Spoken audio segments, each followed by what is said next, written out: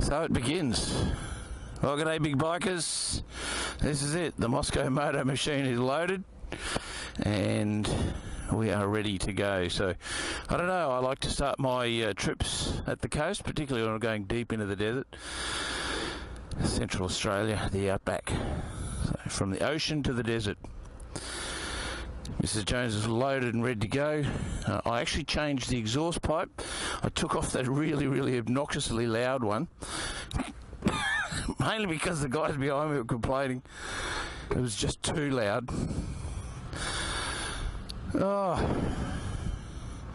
what a great day for a ride.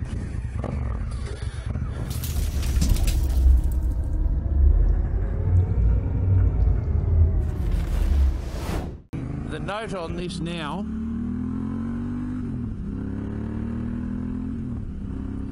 is a much throatier, much more, a much deeper sounding note, so that's good. Anyway,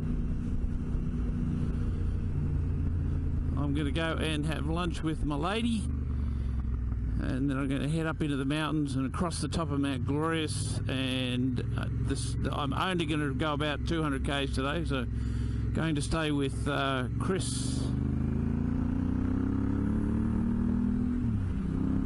I don't know, we're going to have the two Chris's. We're going to have to be Chris 1 and Chris 2. So in Australia there's this TV show, very famous TV kids show called Bananas in Pyjamas. If you've got young kids, you probably know about it. Bananas in Pyjamas start out as B1 and B2. So we've got two Chris's, so it's going to be C1 and C2. But I don't know, you're going to have to work out what the C stands for. So C1 is our Ben Kingsley lookalike, who has got the KTM 790, and C2 is Chris, the Adv-Ryder-Bloke, who's got his own YouTube channel. So we'll call them C1 and C2 for you guys, so there's no confusion. Neil, of course, on Charlene. Now, he was touch and go whether or not he was going to be leaving at the same time as everyone else. Because he was one of his back wheels, well, it's a BMW. So his back wheel only just turned up today, I believe. So he's getting that all fitted up, and so he's running the new 21-inch front wheel on the front, and he's got a new 19-inch, I think it is, or an 18-inch on the rear, just so I can run some. It's a narrower rim, like the GSA's got this great big wide 170 kind of 5-inch rim, so I think he's gone down to a 4-inch rim, which is good. So the plan for me today is I'm going to ride up to Chris's C2. I'm going to stay, he's about 2 hours out of town. I'm going to stay with him tonight, and then we'll head off tomorrow morning. Neil and Chris are leaving tomorrow morning. They live quite a way further south from here, so what we've decided to do is pair up and we'll ride and we'll meet at Bollon. Now, if you remember, Bollon was where we finished our trip last year. So at the end of the Flinders trip last year, we finished our ride. Yeah, that was Bollon. Yep. So and remember the sheep? We were having breakfast and this sheep walked up the road. Peak hour traffic at Bollon. Gavin or something his name was. I don't know, I'll have to look that up. But we're going to meet there tomorrow night, staying at the same pub. And then the night after that, we're going to head out to Nakundra. I'll try and put a map up so you can see. I've got a few people saying, I want to see where these places are on a map. So I'll put it up on a map for you. So there's going to be about 500 kilometres each day to get to where we're going to be going. So that's the plan for the next couple of days.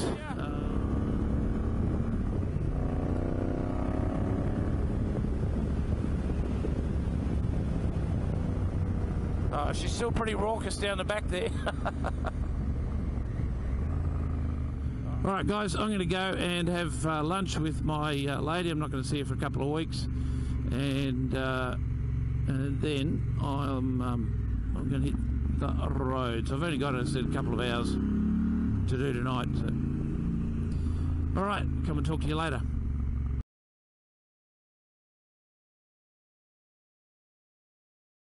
Alright, so here we are.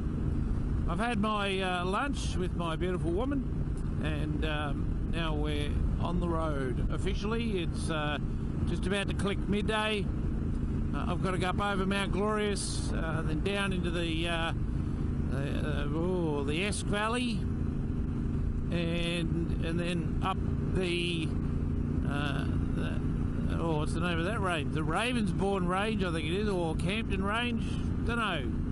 So we're going to end up out the back of Goombungee tonight, and we'll park up with Chris 2, C2, and we'll go from there.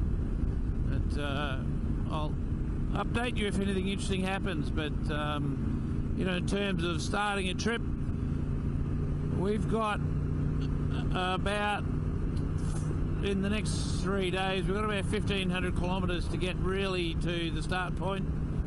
So the start point of the desert for us is about Inaminka. I think I've shown you on one of the other maps, but I'll put a map in here. I figured out how to do the maps and kind of lines and stuff now, so I'll do that. And so we're going to start at Inaminka, but before we get to Inaminka, we've got about 1,500 kilometres of boring straight road. So we made the decision we want to spend as much time in the desert as possible. So for us, it's just a matter of getting out there, and the way we're going to do that is to just slab it out for basically 1,500 kilometres, so 500 k's a day for 3 days. It's winter, so there's short days. Try and get off the road by 3 or 4. I think sunset's about 4 at the moment, 4:30, something like that. So we want to try and get off the road before the wildlife comes out, especially out there. So we'll only bang out about 500 k's a day. No superhuman 1,000-kilometre trips again this time. Listen to that bike. Just taking it nice and easy. Got brand new tyres on. The wax should be off them by now, but they're a bit squirmy because they're brand new rubber. So the knobbies on them are still really long, so it's a little squirmy. So I've got about 50 kilometres of quite mountainous roads, so I'll just take it nice and easy on the knobbies. And anyway, what I might even do is I might even put the bike camera on.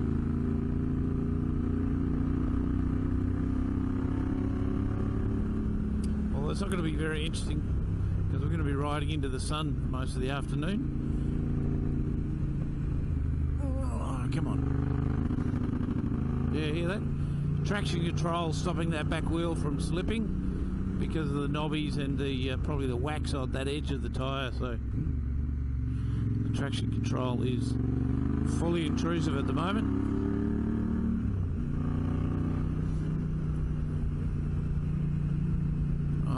I'm not riding well at all.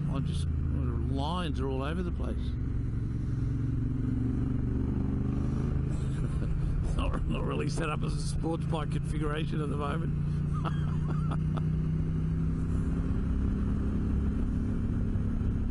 Anyway.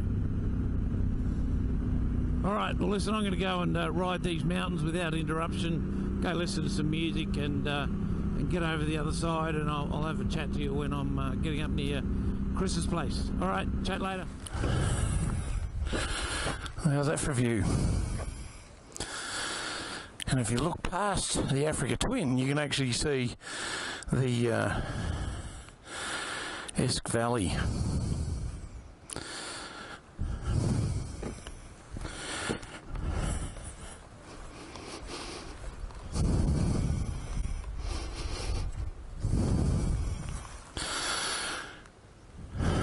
I just threw the drone up a minute ago to grab you a bit of perspective, but it's just a stunning day. It's a bit hot up here actually in the mountains. It's about 27 degrees at the moment. Stupid for winter. Anyway,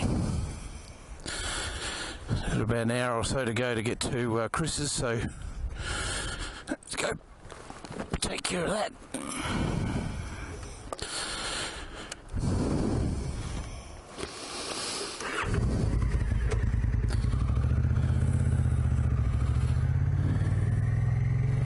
Bike is running great, as expected. A bit of wind. Okay, back on the main drag.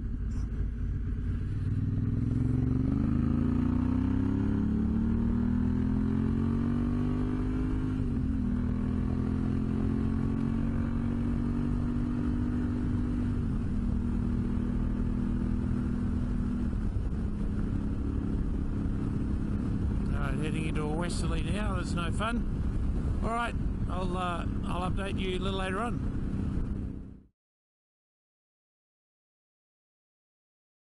So we're in the garage of Adv-Ryder-Bloke.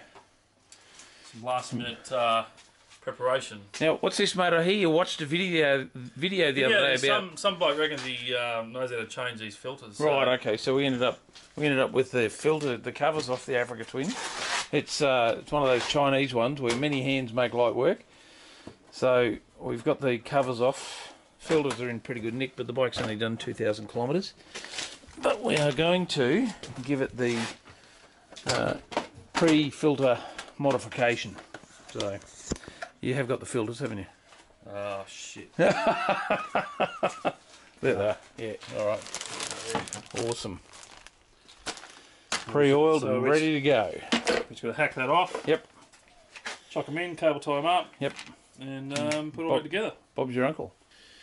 So you don't need a big saw to do this, but it does help. So two. So 1, 2, 3. Is that one there? Yeah. Out there? Yep. That's perfect.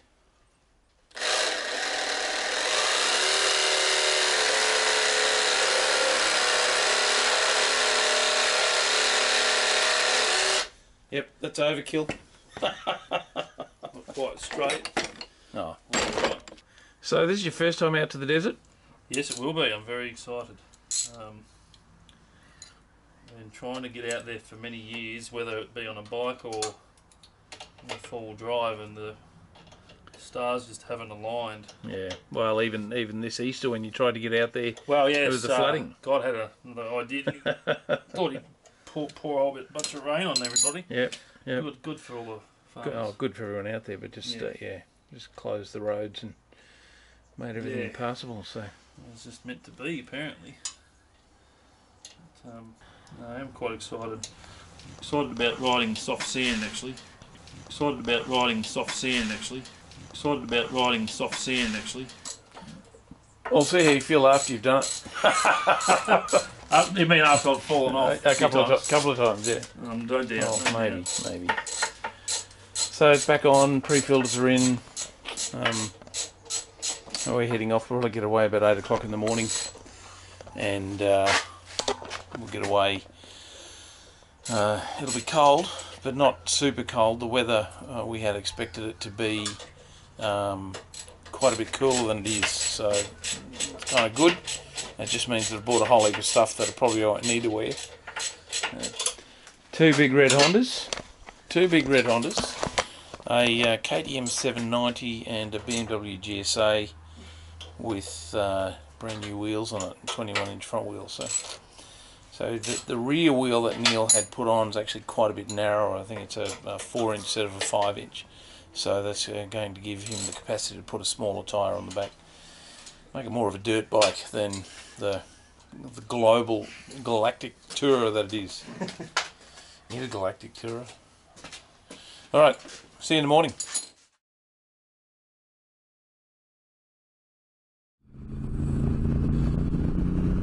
Hey, good morning, big bikers. Day number 2. So I've got Chris, Adv-Ryder-Bloke up ahead. Oh, look at that big wave. It's cool. So, we're still just trickling along. So, 7 degrees this morning, which is a lot warmer than we thought it was going to be. Well, I thought it was going to be quite cold, but that's nice. So we're all packed. We've got all the communications working, so we're chatting to each other as well. And we're on our way now to meet Chris and Neil. There was a bit of a banter between us last night, saying the last one to the pub, so we're all going to meet at the Bollon pub this evening. There was a bit of banter saying the last one of the pub boys was here, So obviously as I'm riding along, I didn't realise that I was recording static. Just really, really annoying to be having this problem again. And so early in the trip, I was actually really disappointed, and I didn't realise as I'm recording that I was having the problem. It obviously wasn't until a couple of days later when I reviewed the footage that I realised that the audio was rubbish. So anyway, what I was saying was that we were having a bit of a banter between Chris and myself, and Neil and Chris, who were coming from Brisbane, and we were having a bit of a joke about the last one to Bollon buys drinks. What they didn't realise, although we thought they did, was that we were already a couple of hours ahead and a couple of 100 kilometres ahead of them, so they were never going to win.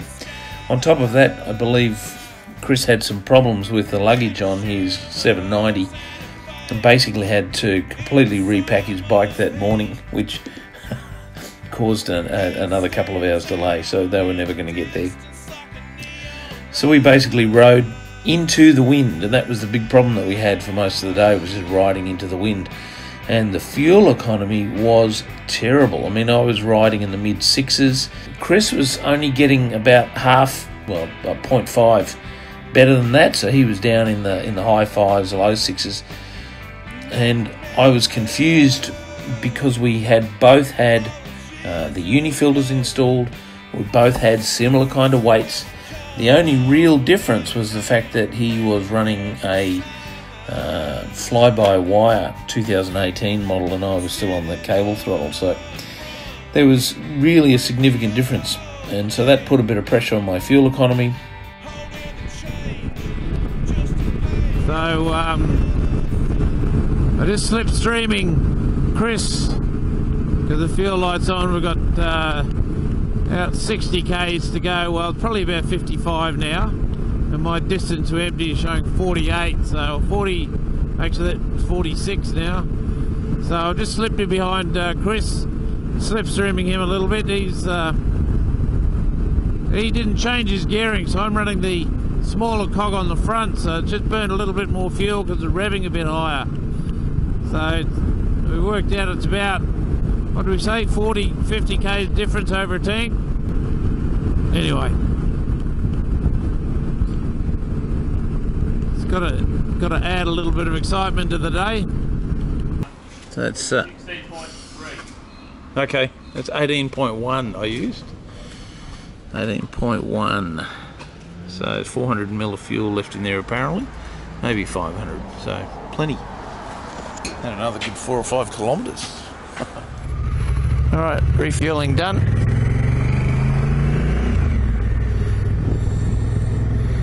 New batteries in the camera.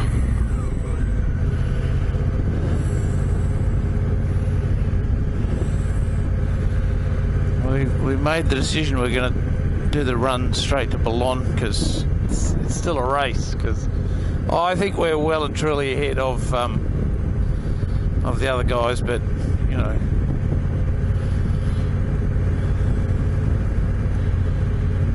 We're only about 100 k's from our destination, maybe a little bit more, and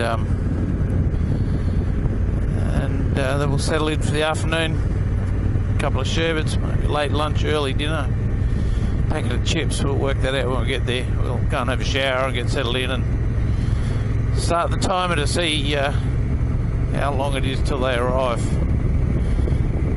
But I tell you what, if they're there, we're going to be pissed off.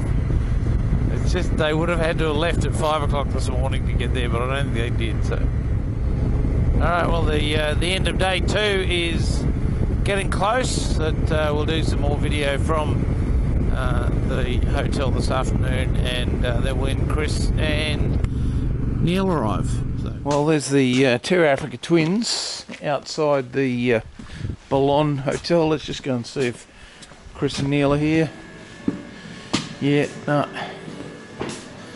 BMWs, no KTMs. They're probably broken down somewhere. The Hondas win, mate. Hondas win.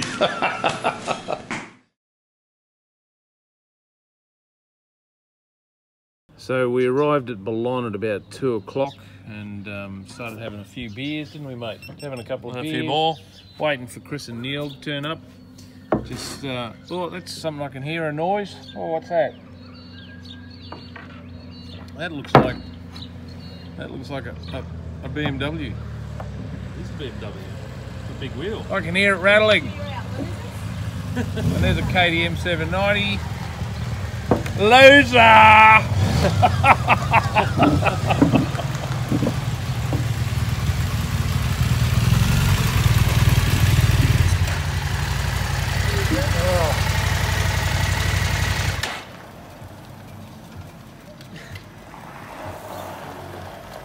It wasn't a race, was it? We weren't racing, were we? I'll let him explain what happened. Oh no, the KTM didn't break, did it? Yeah. Nah. I just had the straps for my tank bag under my seat Oh, okay. with everything on the bike. Right. When I came out this morning, so I had to take everything off. Yeah. Start again. Oh, the joys. Well, you're here safely. That's good.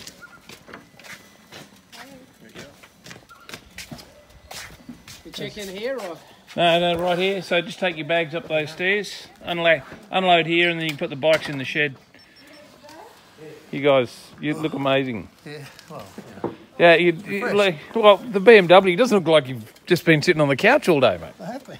I have been. I had to touch the throttle a couple of times through there to alter the cruise How control. good is that cruise control, though? Yeah. Look at that, mate. That's pretty special. It's a nice looking wheel, isn't it, as far as wheels go? A The nice best use on it. skinny one on the rear. Yeah. Oh, it's still 7. With proper spokes. So what's the difference between the stock? Those spokes won't come loose, mate. I don't think they come loose, eh? Just bigger, what is it, just a stronger rim than the stairs? It's an XL rim, but and straight spokes instead of the crooked ones. Or those, you got straight spokes on the other one anyway. Oh, it looks good, mate. Actually looks good with the 21 on. Yeah, no. The German engineers won't be happy with you've done that. It won't be. I'm just going to turn around so it doesn't fall over when we get off it. Because the stand's a bit higher off the ground now.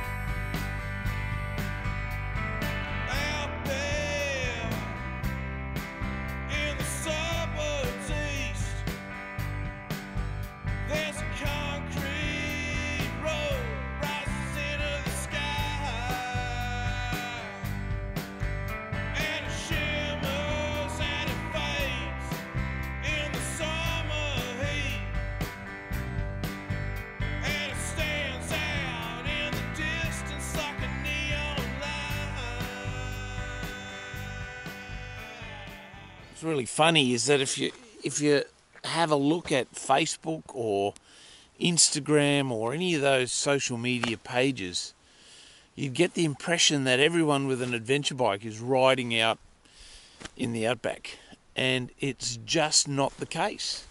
Don't go thinking that there's no point in going to the outback because it's going to be crowded with motorbikes. It's not.